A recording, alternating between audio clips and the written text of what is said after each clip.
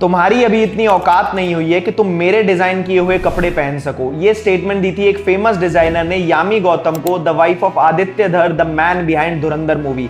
यामी गौतम ने रिसेंटली एक इंटरव्यू में एडमिट किया है कि कैसे उन्हें पूरी बॉलीवुड इंडस्ट्री इग्नोर करा करती थी जस्ट बिकॉज वो उनकी सो कॉल्ड पार्टीज में जाना प्रेफर नहीं करती थी, क्योंकि हम सबको पता है कि उन पार्टीज में खुलेआम ड्रग्स चला करते थे and that certain group from Bollywood used to ignore her. वो इनको इंपॉर्टेंस ही नहीं देते थे। और फिर उन्होंने ये भी बताया है कि कैसे अपनी शादी के टाइम पर उन्होंने एक फेमस डिजाइनर को अप्रोच किया था फॉर द ब्राइडल आउटफिट, लेकिन उस फेमस डिजाइनर ने ये कहकर मना कर दिया यामी गौतम को that you have not grown enough to wear my bridal outfit. और ये बात यामी को इतनी लगी कि फिर उन्होंने किसी भी दूसरे डिजाइनर को अप्रोच नहीं करा and instead of seeking validation she choose to step away from limelight. और फिर आदित्य धर से शादी करते वक्त उन्होंने अपनी मां की पुरानी साड़ी पहनी along with the traditional Himachali jewellery. और यामी ने चूज किया Himachali culture. She embraced her roots with dignity and respect. और उन्होंने रियलाइज किया that the whole Bollywood is after money and fame. और आज ये सारी चीजें आदित्य धर और यामी गौतम के पास है।